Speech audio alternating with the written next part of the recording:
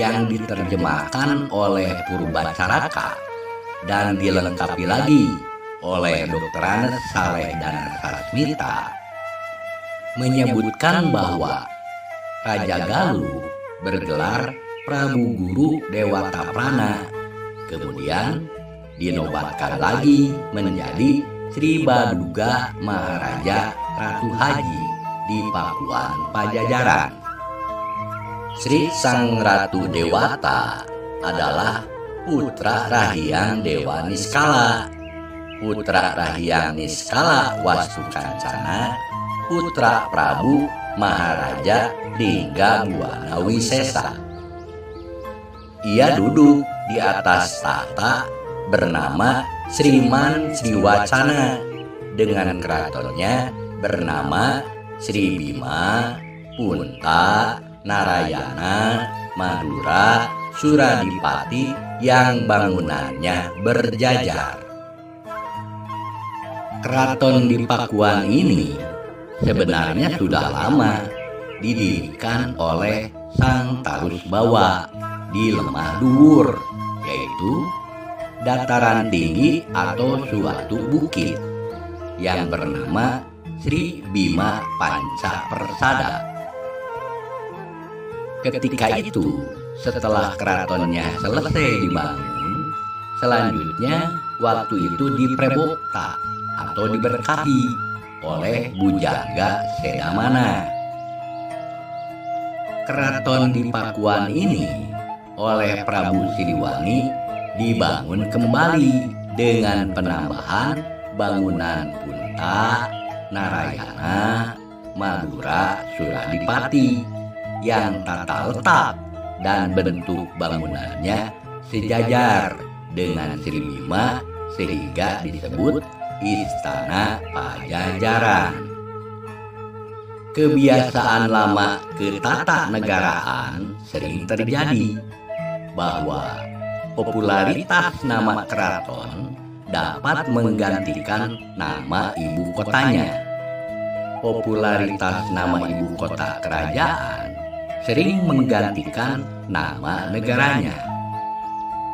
Seperti halnya Kendang menjadi Galuh, maka Kemaharajaan Sunda Galuh Bersatu yang beribu kota di Pakuan ini memiliki istana keraton megah dengan bentuk bangunannya berjajar 5 sehingga dijuluki Pajajaran. Saking populernya nama Pajajaran dapat menyisihkan nama ibu kota Pakuan, dan lama-kelamaan mengalahkan popularitas nama Kemaharajaan Sunda Galuh Bersatu menjadi Pajajaran. Contoh lain, nama Ngayogyakarta Hadiningrat dan Surakarta Hadiningrat juga asalnya adalah nama masing-masing keraton, tapi sekarang dikenal menjadi nama wilayah Yogya dan Surakarta yang asalnya nama 2 kerajaan atau negara.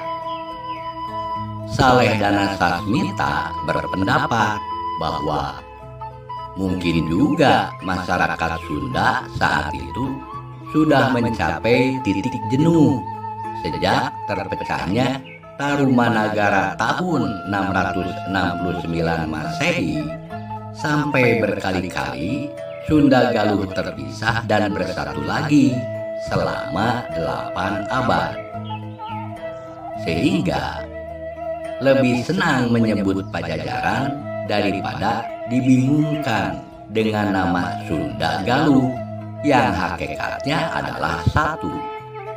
Kemungkinan secara spirit etnis penduduk Sunda pada waktu itu lebih berkenan disebut orang Pajajaran daripada memisahkan orang Sunda dan orang Galuh.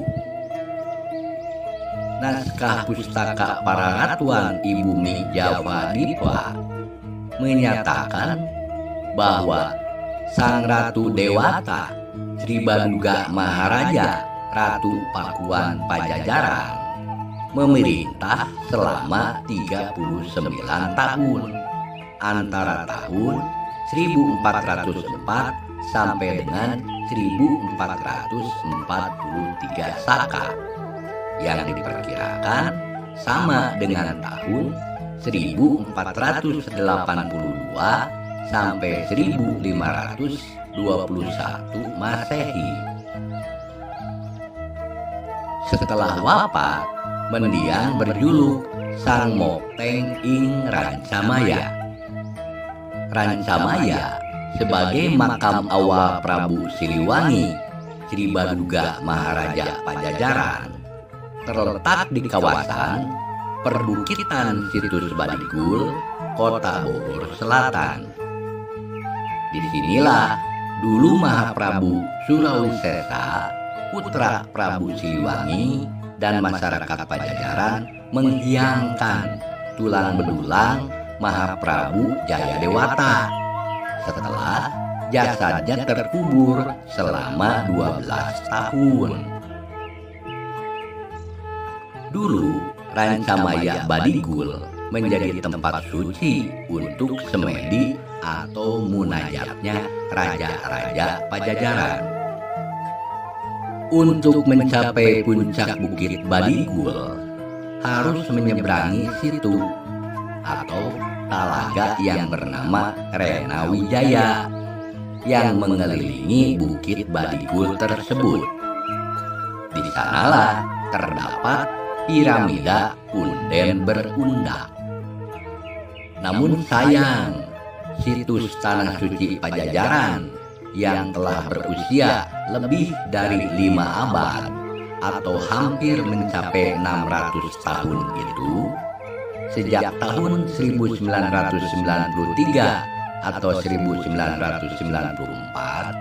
harus terkubur demi kepentingan bisnis. Tanah perbukitan seluas 2,7 hektar yang merupakan warisan budaya, bukti sejarah keberadaan Prabu Siliwangi itu dijual dan kini dikuasai oleh PT Surya Mas Duta Makmur sebagai pengembang berdirinya Padang Golf dan perumahan elit Rancamaya Real Estate. Para sejarawan dan budayawan Sunda berharap situs Rancamaya Bukit Badigul itu harus dikembalikan menjadi situs bersejarah atau cagar budaya milik negara, bangsa, dan pemangku adat Sunda, bukannya milik swasta. Kebesaran Sri Baduga Maharaja Prabu Jayadewata ditemukan dalam catatan prasasti, baik yang dibuat pada masa pemerintahannya maupun setelah dia wafat. Di antaranya prasasti tembaga yang ditemukan di Kebantenan Bekasi sebanyak 5 lembar, yang isinya mengemukakan Sri Baduga Maharaja mengukuhkan status lemah Dewa Sasana atau Lurah Kawikuan di Sunda Sembawa atau Sundapura, yaitu sebagai pelindung batas tanah tempat suci keagamaan Gunung Samaya dan Jayagiri. Lalu menetapkan pembebasan 4 macam pajak bagi daerah itu, berupa pajak desa, pajak calegara, pajak kapas, dan pajak pare dongdang. Di bawah pemerintahan Sri Baduga Maharaja Prabu Jayadewata Sang Pamanarasa, Pakuan merupakan kota terbesar kedua di Nusantara yang berpenduduk mencapai 48.271 orang, setelah Demak yang berpenduduk 49.197 orang. Sedangkan kota Pasai saja sebagai kota terbesar ketiga di Nusantara baru berpenduduk 23.121 orang. Pelabuhan dan pusat perniagaan Kemaharajaan Pajajaran itu meliputi Teluk Banten, Pontang, Cigede, Tanggara Muara Cisadane, Sunda Kelapa, Pantai Karawang, dan Muara Cimanuk. Bangsa Eropa pertama yang berdagang dengan Pajajaran adalah melalui datangnya 4 kapal dagang Portugis pada tahun 1513 Masehi. Armada kapal Portugis tersebut memiliki juru catat perjalanan yang bernama Tom Pires. Dia mencatat bahwa kerajaan Pajajaran adalah negeri kesatria dan pahlawan laut, karena para pelautnya telah mampu berlayar ke berbagai negara sampai ke pelabuhan Maladewa. Selanjutnya dalam catatan Tom Pires Portugis, komentarnya kepada Sri Baduga Maharaja Pajajaran adalah "The Kingdom of Sunda is justly governed", karena dinilai memerintah secara adil dan bijaksana. Dalam catatannya, Tom Pires mengatakan Dayo atau Daye yang ada di kota Pakuan, rumahnya besar-besar dan megah, terbuat dari kayu dan palem. Istana rajanya dikelilingi 330 pilar sebesar tong anggur yang tingginya 4 patom atau kurang lebih 9 meter. Puncak pilarnya penuh dengan ukiran indah. Kata Tom Pires di dalam catatannya, orang Pajajaran menarik, ramah, tinggi kekar, serta jujur.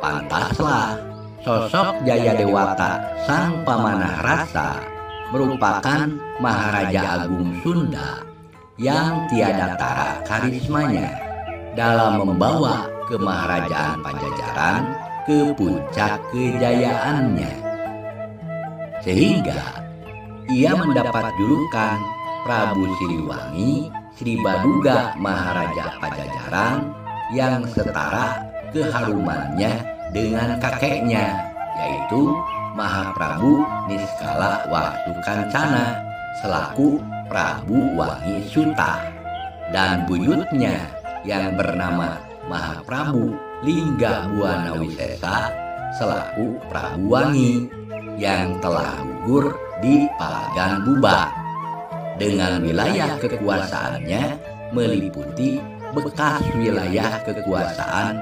Kemaharajaan Tarumanagara.